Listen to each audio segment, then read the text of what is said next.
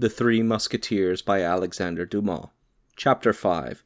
The King's Musketeers and the Cardinal's Guards.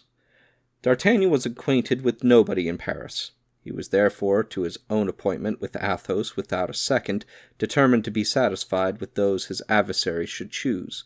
Besides, his intention was formed to make the brave musketeer all suitable apologies, but without meanness or weakness, fearing that might result from this duel which generally results from an affair of this kind, when a young and vigorous man fights with an adversary who is wounded and weakened. If conquered, he doubles the triumph of his antagonist. If a conqueror, he is accused of foul play and want of courage. Now we must have badly painted the character of our adventure-seeker, or our readers must have already perceived that D'Artagnan was not an ordinary man. Therefore, while repeating to himself that his death was inevitable, he did not make up his mind to die quietly. As one less courageous and less restrained might have done in his place, he reflected upon the different characters of men he had to fight with, and began to view his situation more clearly. He hoped by means of loyal excuses to make a friend of Athos, whose lordly air and austere bearing pleased him much. He flattered himself he should be able to frighten Porthos with the adventure of the baldric, which he might, if not killed upon the spot, relate to everybody a recital which, well managed, would cover Porthos with ridicule.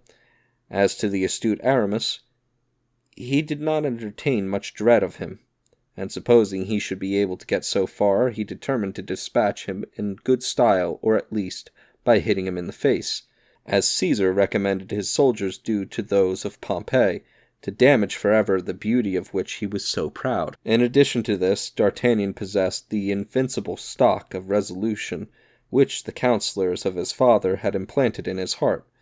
Endure nothing from any one but the king, the cardinal, and Monsieur de Troisville. He flew then, rather than walked, toward the convent of Comtes de Chausses, or rather de Chaux, as it was called at the period. A sort of building without a window, surrounded by barren fields, an accessory to the Pré aux Clercs, and which was generally employed as the place for the duels of men who had no time to lose.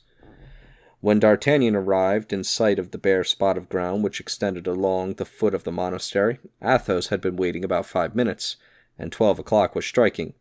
He was, then, as punctual as the Samaritan woman, and the most rigorous casuist with regard to duels could have nothing to say. Athos, who still suffered grievously from his wound, though it had been dressed anew by Monsieur de Troisville's surgeon, was seated on a post and waiting for his adversary with hat in hand, his feather even touching the ground. "Monsieur," said Athos, "I have engaged 2 of my friends as seconds, but these 2 friends are not yet come, at which I am astonished, as it is not at all their custom."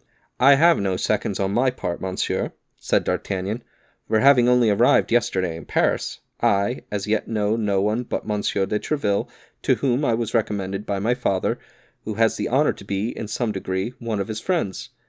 Athos reflected for an instant. "You know no one but Monsieur de Tréville?" he asked. "Yes, monsieur, I know only him." "Well, but then," continued Athos, speaking half to himself, "if I kill you, I shall have the air of a boy-slayer." "Not too much so," replied D'Artagnan, with a bow that was not deficient in dignity, "since you do me the honor to draw a sword with me while suffering from a wound which is very inconvenient." "Very inconvenient, upon my sword, and you hurt me devilishly, I can tell you. But I will take the left hand. It is my custom in such circumstances. Do not fancy that I do you a favor. I use either hand easily, and it will be even a disadvantage to you. A left-handed man is very troublesome to people who are not prepared for it. I regret I did not inform you sooner of this circumstance." "You have truly, monsieur," said D'Artagnan, bowing again, "a courtesy for which I assure you I am very grateful." "You confuse me," replied Athos, with his gentlemanly air. "Let us talk of something else, if you please." "Ah, sabloud, how you have hurt me! My shoulder quite burns." "If you would permit me," said D'Artagnan with timidity. "What, monsieur?" "I have a miraculous balsam for wounds, a balsam given to me by my mother, and of which I have made a trial upon myself." "Well, I am sure that in less than 3 days this balsam would cure you." and at the end of 3 days, when you would be cured, well, sir, it would still do me a great honor to be your man." D'Artagnan spoke these words with a simplicity that did honor to his courtesy, without throwing the least doubt upon his courage. "Pardieu, monsieur," said Athos, "that's a proposition that pleases me. Not that I can accept it, but a league off it savours of the gentleman. Thus spoke and acted the gallant knights of the time of Charlemagne, in whom every cavalier ought to seek his model. Unfortunately, we do not live in the times of the great emperor. We live in the times of the Cardinal, and 3 days hence, however well the secret might be guarded, it would be known, I say, that we were to fight, and our combat would be prevented. I think these fellows will never come." "If you are in haste, monsieur," said D'Artagnan, with the same simplicity with which a moment before he had proposed to him to put off the duel for 3 days, "and if it be your will to dispatch me at once, do not inconvenience yourself, I pray you." "There is another word which pleases me," cried Athos, with a gracious nod to D'Artagnan. "That did not come from a man without a heart, monsieur. I love men of your kidney, and I foresee plainly that if we don't kill each other, I shall hereafter have much pleasure in your conversation. We will wait for these gentlemen, so please you. I have plenty of time, and it will be more correct. Ah, here's one of them, I believe." In fact, at the end of the Rue Vaugirard, the gigantic Porthos appeared. "What?" cried D'Artagnan. "Is your first witness Monsieur Porthos?" "Yes, that disturbs you?" "By no means. And here is the second." D'Artagnan turned in the direction pointed to by Athos, and perceived Aramis. "What?" cried he in an accent of greater astonishment than before. "Your second witness is Monsieur Aramis?" "Doubtless. Are you not aware that we are never seen one without the others, and that we are called among the Musketeers and the Guards, at court and in the city, Athos, Porthos, and Aramis, or the three inseparables? And yet, as you come from from Tarbes," said D'Artagnan. "It is probable you are ignorant of this little fact," said Athos. "My faith," replied D'Artagnan, "you are well named, gentlemen, and my adventure, if it should make any noise, will prove at least that your union is not founded upon contrasts." In the meantime, Porthos had come up, waved his hand to Athos, and then, turning toward D'Artagnan, stood quite astonished. Let us say in passing that he had changed his baldric, and relinquished his cloak. "Ah," said he, "what does this mean?" "This is the gentleman I am going to fight with," said Athos, pointing to D'Artagnan with his hand and saluting him with the same gesture. "Why, it is with him I am also going to fight," said Porthos. "But not before 1 o'clock," replied D'Artagnan. "And I also am to fight with this gentleman," said Aramis, coming in his turn onto the place. "But not until 2 o'clock," said D'Artagnan with the same calmness. "But what are you going to fight about, Athos?" asked Aramis. "Faith, I don't very well know. He hurt my shoulder. And you, Porthos?" "Faith, I am going to fight because I am going to fight," answered Porthos, reddening. Athos, whose keen eye lost nothing, perceived a faintly sly smile pass over the lips of the young Gascon as he replied, "We had a short discussion upon dress." "And you, Aramis?" "Oh, ours is a theological quarrel," replied Aramis, making a sign to D'Artagnan to keep secret the cause of their duel. Athos indeed saw a second smile on the lips of D'Artagnan. "Indeed?" said Athos. "Yes, a passage of St. Augustine upon which we could not agree," said the Gascon. "Decidedly, this is a clever fellow," murmured Athos. "And now you are assembled, gentlemen," said D'Artagnan, "permit me to offer you my apologies." At this word apologies, a cloud passed over the brow of Athos, a haughty smile curled the lips of Porthos, and a negative sign was the reply of Aramis.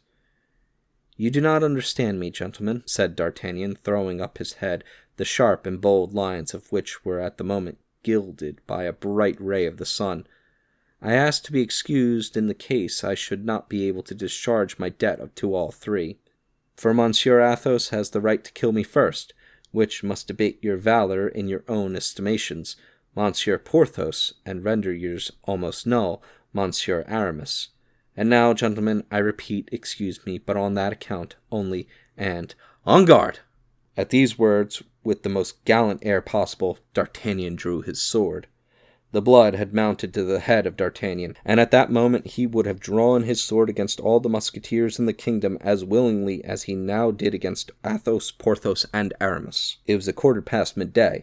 The sun was in its zenith, and the spot chosen for the scene of the duel was exposed to its full ardor. "It is very hot," said Athos, drawing his sword in its turn, "and yet I cannot take off my doublet, for I just now felt my wound begin to bleed again, and I should not like to annoy Monsieur with the sight of blood, which he has not drawn from me himself." "That is true, Monsieur," replied D'Artagnan, "and whether drawn by myself or another, I assure you I shall always view with regret the blood of so brave a gentleman. I will therefore fight in my doublet, like yourself." "Come, come, enough of such compliments," cried Porthos. "Remember, we are waiting for our turns." "Speak for yourself when you are inclined to utter such incongruities," interrupted Aramis. "For my part, I think that they say is very well said, and quite worthy of two gentlemen." "When you please, monsieur," said Athos, putting himself on guard. "I waited your orders," said D'Artagnan, crossing swords. But scarcely had the two rapiers clashed when a company of the guards of his eminence, commanded by Monsieur de Jussac, turned the corner of the convent. "The Cardinal's guards!" cried Aramis and Porthos at the same time. "Sheath your swords, gentlemen, sheath your swords." But it was too late. The two combatants had been seen in a position which left no doubt of their intentions. "Halloo!" cried Jussac, advancing toward them and making a sign to his men to do so likewise. "Halloo, Musketeers! Fighting here, are you? And the edicts! What has become of them?" "You are very generous, gentlemen of the guards," said Athos, full of rancor, for Jussac was one of the aggressors of the preceding day. "If we were to see you fighting, I can assure you that we would make no effort to prevent you. Leave us alone, then, and you will enjoy a little amusement without cost to yourselves." "Gentlemen," said Jussac, "it is with great regret that I pronounce the thing impossible. Duty before everything. Sheath, then, if you please, and follow us." "Monsieur," said Aramis, parodying Jussac, "it would afford us great pleasure to obey your polite invitation if it depended upon ourselves. But unfortunately, the thing is impossible. Monsieur de Tréville has forbidden it. Pass on your way, then. It is the best thing to do." The raillery exacerbated Jussac. "We will charge upon you, then," said he, "if you disobey." "There are 5 of them," said Athos, half aloud, "and we are but 3.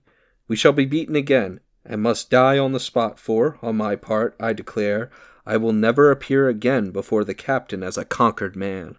Athos, Porthos, and Aramis instantly drew near one another, while Jussac drew up his soldiers. This short interval was sufficient to determine D'Artagnan on the part he was to take. It was one of those events which decide the life of a man. It was a choice between the king and the cardinal. The choice made, it must be persisted in. To fight, that was to disobey the law. That was to risk his head. That was to make at one blow an enemy of a minister more powerful than the king himself. All this the young man perceived, and yet, to his praise we speak it, he did not hesitate a second. Turning towards Athos and his friends, "Gentlemen," said he, "allow me to correct your words, if you please. You said you were but 3, but it appears to me we are 4. "But you are not one of us," said Porthos. "That's true," replied D'Artagnan. "I have not the uniform, but I have the spirit. My heart is that of a musketeer. I feel it, monsieur, and that impels me on." "Withdraw, young man," cried Jussac, who, doubtless by his gestures and expression of his countenance, had guessed D'Artagnan's design. "You may retire. We consent to that. Save your skin. Be gone quickly." D'Artagnan did not budge. "Decidedly you are a brave fellow," said Athos, pressing the young man's hand. "Come, come, choose your part," replied Jussac. "Well," Porthos said to Aramis, "we must do something." "Monsieur is full of generosity," said Athos. But all 3 reflected upon the youth of D'Artagnan and dreaded his inexperience. "We should only be 3, one of whom is wounded, with the addition of a boy," resumed Athos, "and yet it will not be the less said we were 4 men." "Yes, but to yield," said Porthos. "That is difficult," replied Athos. D'Artagnan comprehended their irresolution. "Try me, gentlemen," said he, "and I swear to you by my honor that I will not go hence if we are conquered." "What is your name, my brave fellow?" said Athos. "D'Artagnan, monsieur." "Well then, Athos, Porthos, Aramis, and D'Artagnan." "Forward!" cried Athos. "Come, gentlemen, have you decided?" cried Jussac for the third time. "It is done, gentlemen," said Athos. "And what is your choice?" asked Jussac. "We are about to have the honor of charging you," replied Aramis, lifting his hat with one hand and drawing his sword with the other. "Ah, you resist, do you?" cried Jussac. "The blood. Does that astonish you?" And the 9 combatants rushed upon each other with a fury which, however, did not exclude a certain degree of method. Athos fixed upon a certain Cahusac, a favorite of the Cardinal's. Porthos had Bicarat, and Aramis found himself opposed to 2 adversaries. As to D'Artagnan, he sprang toward Jussac himself. The heart of the young Gascon beat as if it would burst through his side, not from fear, God be thanked, he had not the shade of it, but with emulation. He fought like a furious tiger, turning 10 times round his adversary, and changing his ground and his guard 20 times. Jussac was, as was then said, a fine blade, and had had much practice. Nevertheless, it required all his skill to defend himself against an adversary who, active and energetic, departed every instant from received rules, attacking him on all sides at once, and yet parrying like a man who had the greatest respect for his own epidermis. The contest at length exhausted Jussac's patience. Furious at being held in check by one whom he had considered a boy, he became warm and began to make mistakes. D'Artagnan, who, though wanting in practice and a sound theory, redoubled his agility. Jussac, anxious to put an end to this, springing forward, aimed a terrible thrust at his adversary, but the latter parried it, and while Jussac was recovering himself, glided like a serpent beneath his blade, and passed his sword through his body. Jussac fell like a dead mass. D'Artagnan then cast an anxious and rapid glass over the field of battle. Aramis had killed one of his adversaries, but the other pressed him warmly. Nevertheless, Aramis was in a good situation, and able to defend himself. Bicarat and Porthos had just made counter-hits. Porthos had received a thrust through his arm, and Bicarat one through his thigh, but neither of these 2 wounds were serious, and they only fought more earnestly. Athos, wounded anew by Cahusac, became evidently paler, but did not give way a foot. He only changed his sword hand, and fought with his left hand. According to the laws of dueling at that period, D'Artagnan was at liberty to assist whom he pleased. While he was endeavoring to find out which of his companions stood in greatest need, he caught a glance from Athos. The glance was of sublime eloquence. Athos would have died rather than appeal for help. But he could look, and with that look ask assistance. D'Artagnan interpreted it.